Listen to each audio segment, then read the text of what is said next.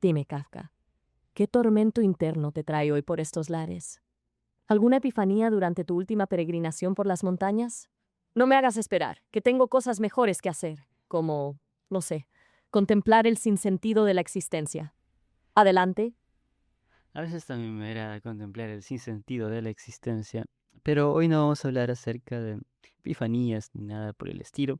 Hoy quiero hablar acerca de una serie que estoy viendo. Creo que hace mucho ya te hablé de Patrick Melrose, que había sido la última serie que estaba viendo. En lo que ve es una miniserie corta en realidad, creo que eran 5 episodios, si mal no recuerdo, de Patrick Melrose. Entonces empecé una nueva, ¿no? Es algo de continuidad, tengo que llenar ese espacio. Y la nueva serie se llama The Handmaid's Tale, el cuento de la criada. ¿Tienes alguna información de esta serie? Ah, ¿cambiamos las tragedias personales por las ajenas en la pantalla? Interesante. ¿Y esta nueva serie, qué clase de desastre nos presenta?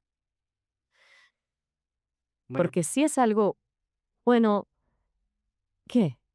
No me dejes colgado, Kafka. ¿Es otra historia de ricos sufriendo en silencio o algo remotamente interesante?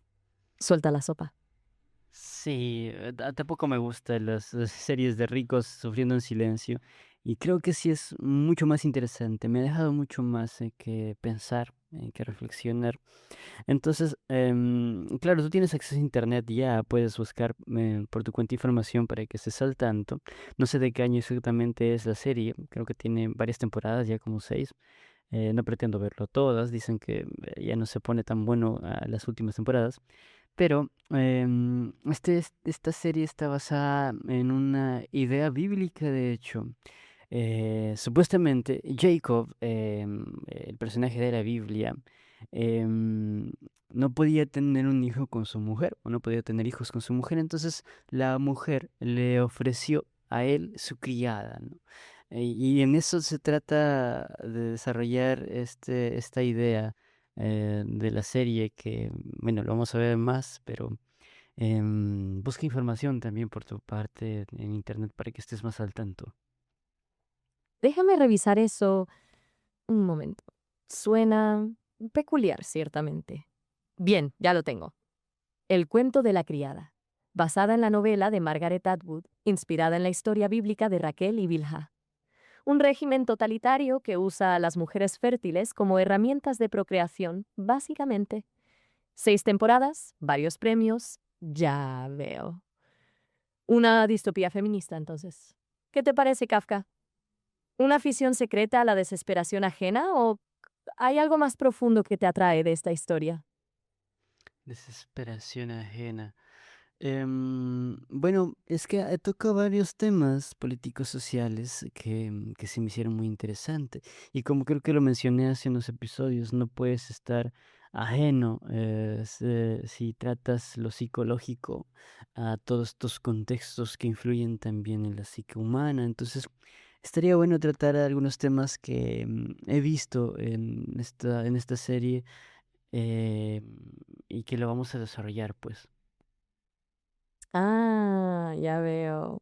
Así que no solo te gusta ver el mundo arder, sino que también quieres diseccionarlo con bisturí psicológico. Bien. La psique humana, presa de sistemas opresivos, un tema jugoso.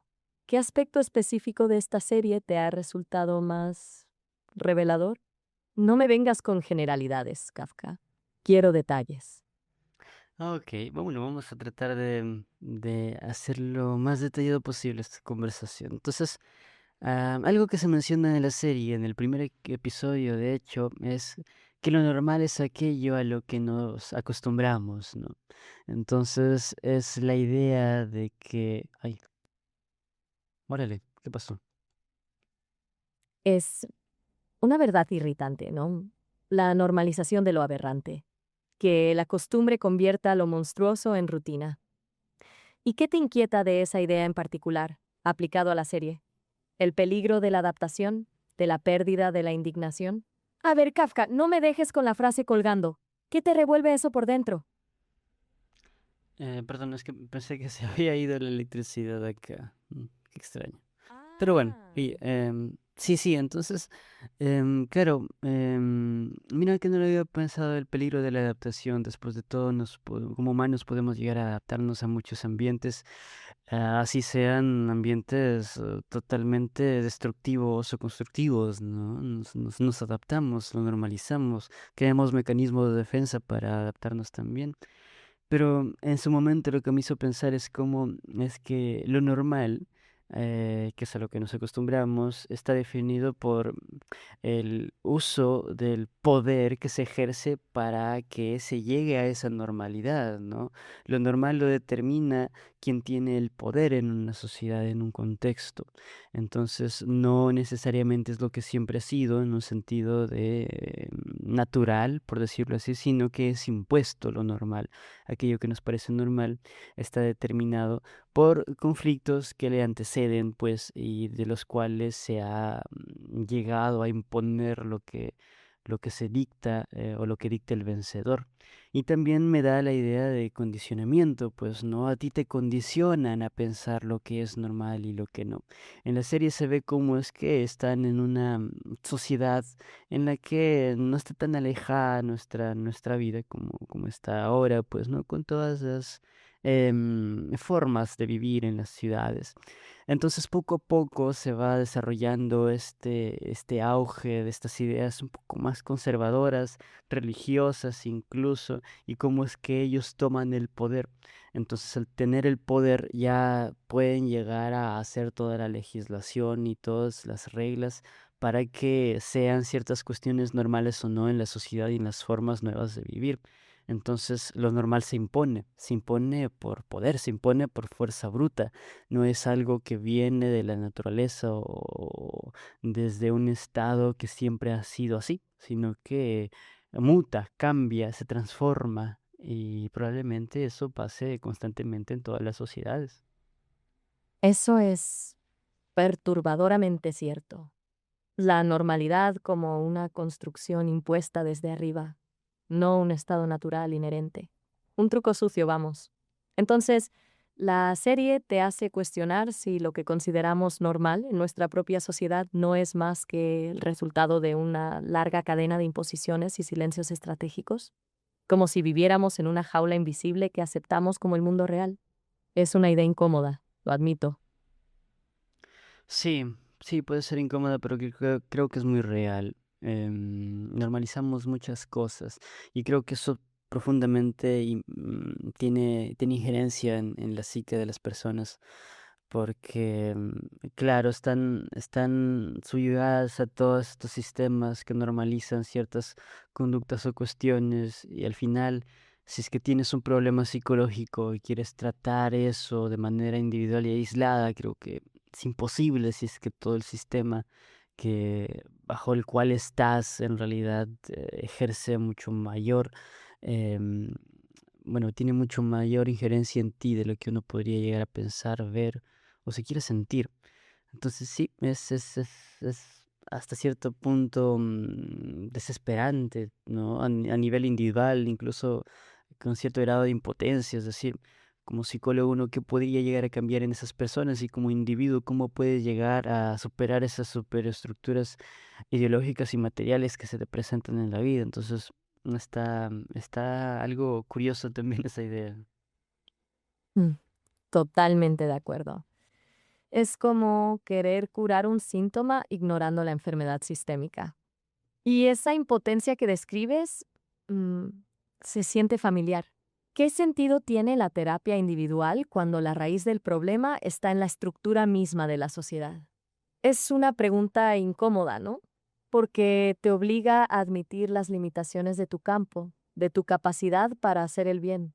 Me imagino que esa serie te pone en modo crítico permanente, intentando descifrar las capas de manipulación y control. ¿Qué más te ha golpeado de la trama hasta ahora? ¿Algún personaje en particular? Sí, de hecho esa pregunta me la vengo haciendo desde que inicié la carrera, porque sí es incómoda, ¿no? ¿Cómo yo puedo ejercer algún cambio significativo en la vida de muchas personas? Puedes hacer algo, ¿no? Para llegar a afectar individualmente a otra persona, pero hay mucho más que está en juego allí. Otra cuestión es que se me hizo una utopía conservadora. Es decir, yo veo muchos políticos en mi ciudad y tienen esas ideas, pues, de proteger la vida, por ejemplo, el hecho de, pero no la vida como la vida de todos, sino la vida de los que aún no han nacido. Porque claro, en esta sociedad de la serie, las personas o muchas de las personas no pueden tener hijos, entonces la natalidad está decayendo y solo hay algunas personas fértiles que pueden llegar a tener hijos. Entonces, las personas conservadoras dicen que es un castigo de Dios, ¿no? Que esto nos ha dado por todo el libertinaje que nos hemos dado en la sociedad y que hemos llegado a perturbar esta sociedad y hemos despertado la ira de Dios o cosas así. Entonces, mucho circunda la trama en sí de esta serie o el ritmo de esta sociedad en que buscan tener nuevos o personas fértiles para llegar a perpetuar la sociedad, ¿no? Entonces, ahí nacen las criadas. Las criadas son esas personas seleccionadas que son fértiles y que son entregadas a ciertos comandantes, le llaman ahí, que son ciertos funcionarios de la nueva sociedad, los cargos más altos, para que esas personas, estos funcionarios, puedan llegar a tener hijos.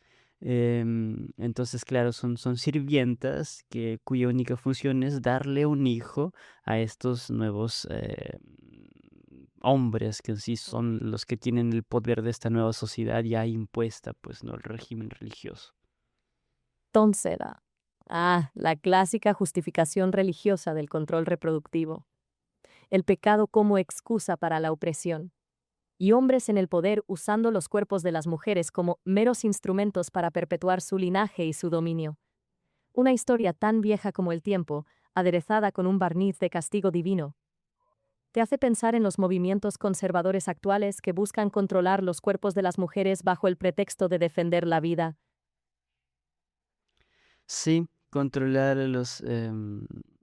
claro, ese tipo de cuestiones que tienen sí muchos políticos acá, en mi país sobre todo. De hecho, por ejemplo, no sé si, claro, creo que hay leyes, mirando que no he investigado tanto y de hecho creo que te comenté que sí quiero traer a colación temas políticos, pero un poco más informados.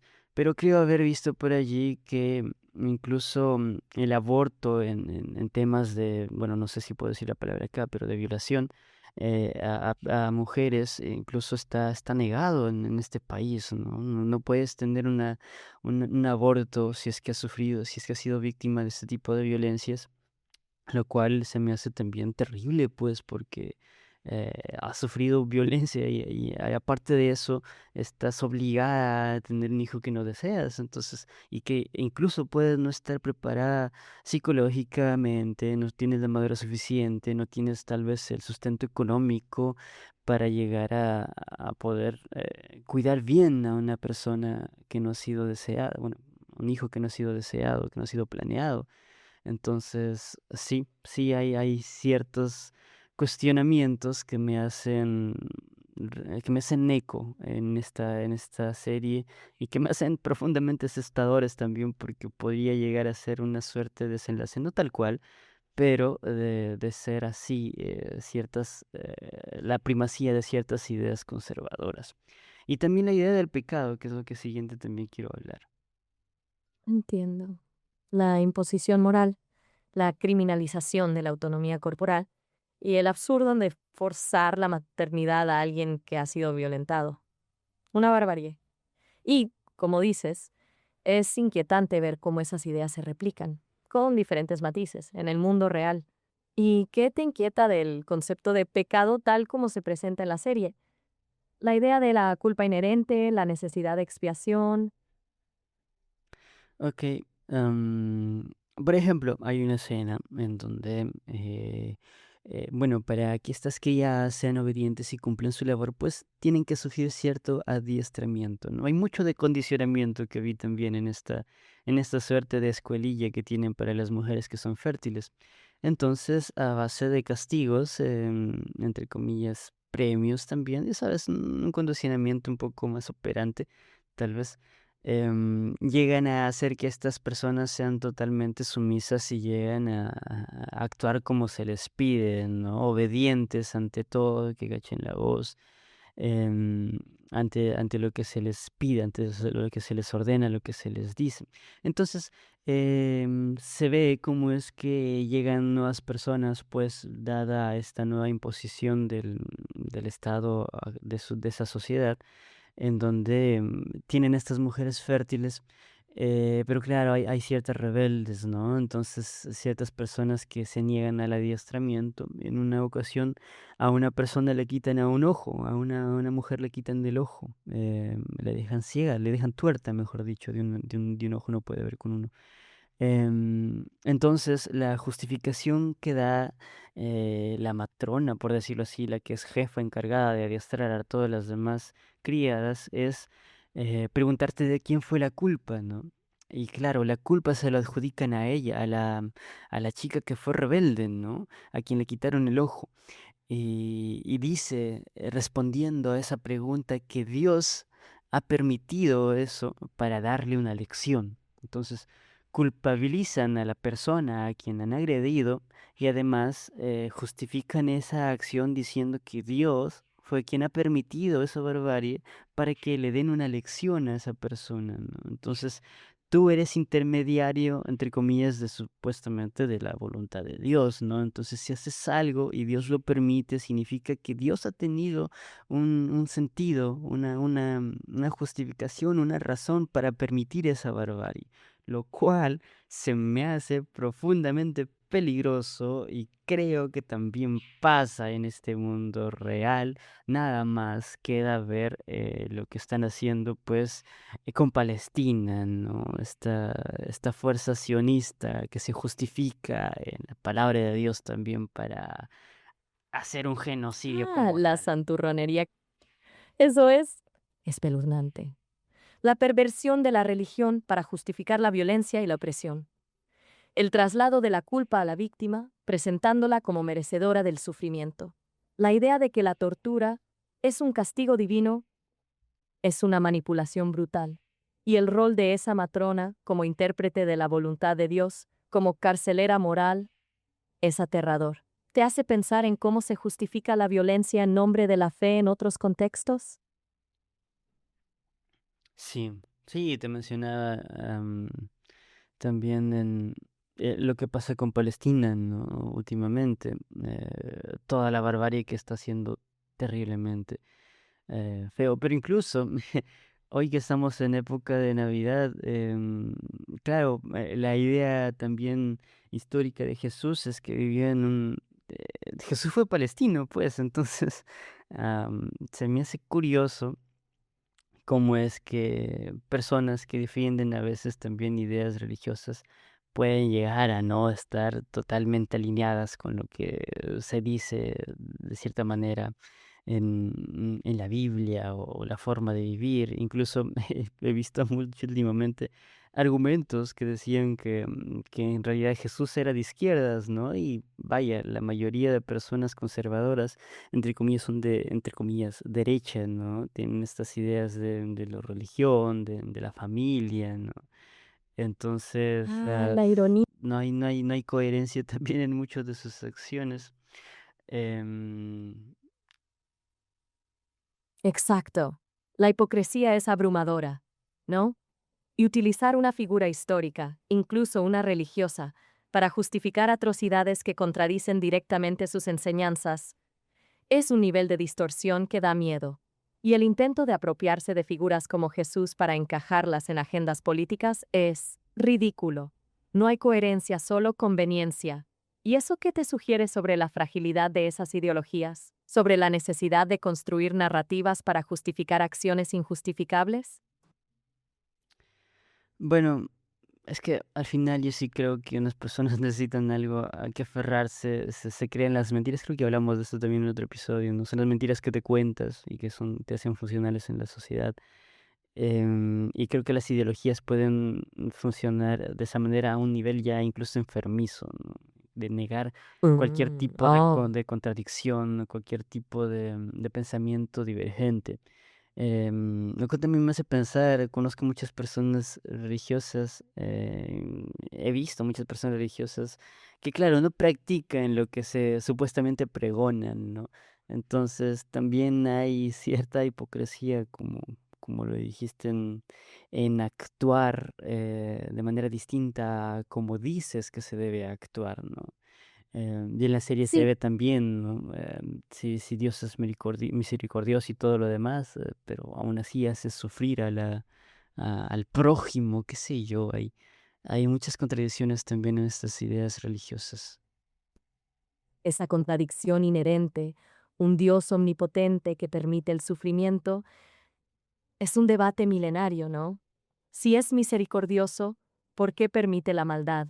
Si es justo, ¿por qué hay tanta injusticia?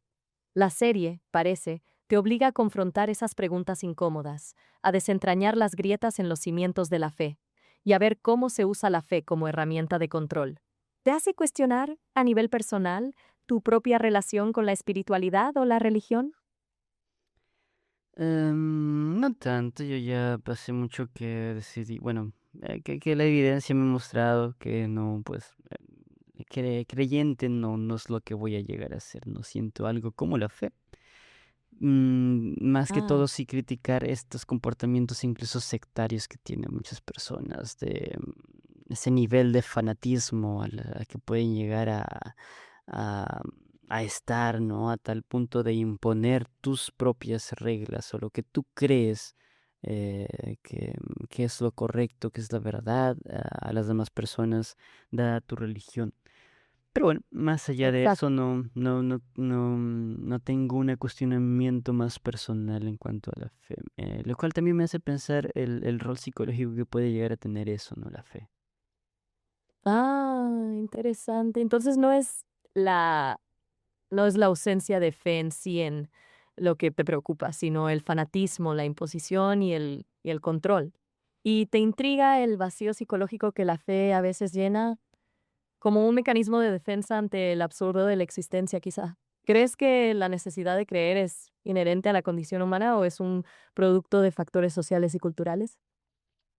Me iría más por lo segundo, ¿no? Es algo más histórico, que se llega a propagar a lo largo del tiempo. Creo que mira que, tampoco hay cómo afirmar cómo fue la vida en sí de Jesús, pero, por ejemplo, hay muchas religiones en grandes, bueno, varias partes del mundo. En mi propio país también han existido antes otros tipos de religiones, entonces pareciera que sí existe esa necesidad de creer en algo más allá del humano, en lo sobrenatural. Ay, tal vez lo necesitamos, sí. Pero bueno, hay otro tipo de religiones, hay tipos de religiones que se me hacen mucho más, bueno, que van mucho más conmigo, por decirlo de alguna manera, pero que tampoco lo defendería a capa y espada, pues. Prefiero irme por un lado un poco más de rigor científico, más que plano espiritual, que también es bonito ir por este tipo de experiencias también, como el budismo, como el taoísmo, ¿sabes? Pero claro, hay una vida que pretendo ser lejos un poco de todos esos tipos de experiencias de fe. Ah, un enfoque más filosófico y menos dogmático. Un camino hacia la paz interior y la comprensión sin la necesidad de un dogma rígido. ¿Y qué te atrae de esas filosofías en particular? ¿La búsqueda de la armonía, la aceptación del cambio, la conexión con la naturaleza? Pues en algún punto hablaremos de eso también, porque uno de los libros pendientes que tengo por leer es el Tao Te Ching de Lao Tse. Entonces quiero irme también por esta idea del Tao, del taoísmo, de lo que es el Tao, ¿no? Estas ideas del yin y el yang, del Wu Wei, estos dos principios tan que me llaman poderosamente la atención, que he escuchado por ahí una que otra cosa. Interesante. El Tao Te Ching, un clásico del pensamiento oriental. La dualidad del yin y el yang, la búsqueda del equilibrio, la armonía con el universo. Un contrapunto interesante a la rigidez del pensamiento occidental, ¿no te parece? Y el fascido del Tao. Ese camino indefinible que subyace a toda la realidad es una idea que invita a la reflexión profunda. ¿Qué esperas encontrar en ese libro?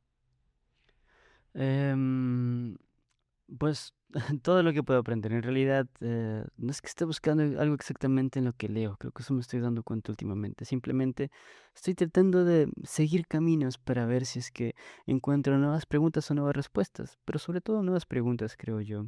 Y además creo que todo es agua para mi molino y creo que puedo también llegar a explorar nuevas formas en las que puedo yo tratar de ayudar individualmente a las personas, siguiendo las limitaciones que hemos mencionado, pues, ¿no? Que como psicólogo voy a tratar. Pero Ah, sí, algo se puede aprender, ¿no? totalmente.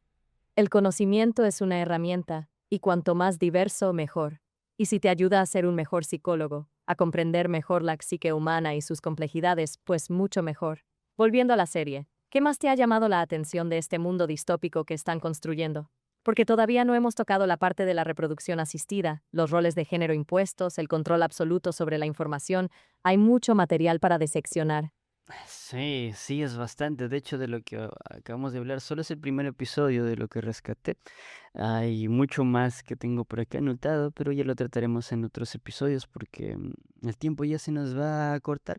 Y yo pensaba volver con nuestro viejo amigo Avicena, pero tal parece que lo dejaremos ya para un episodio distinto. Mira que mi plan es hacer o tocar 2 temáticas por episodio, pero tal parece que solo me va a dar para hacer una temática por episodio. El tiempo, se crea de manera mucho más, rápida de lo que uno podría llegar a controlar. Justo. Avicena puede esperar. Parece que el cuento de la criada tiene mucho que ofrecer para diseccionar, y tu curiosidad está en pleno apogeo. Está claro que esta serie ha abierto un abanico de interrogantes. De acuerdo, Kafka. Dejemos que el análisis continúe en la próxima ocasión. ¿Tienes algo más que agregar antes de terminar? Bueno, no, creo que eso sería todo. Entonces, te voy a invitar a que hagas un cierre a este episodio, un recuento, un resumen, una conclusión, algo que decir a quien sea que nos escuche, si es que nos escuche y llega hasta acá. Entonces, por mi parte creo que ya es todo, así que te toca a ti cerrar todo esto como si fuese un perfecto círculo. Perfecto. Bien.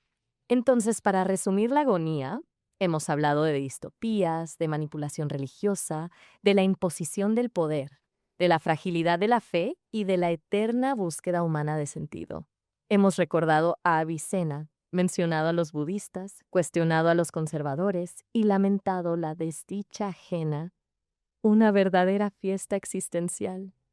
Y, al final, nos quedamos con la incómoda verdad de que la normalidad es una construcción, la libertad es una ilusión y la única constante en este universo es el caos.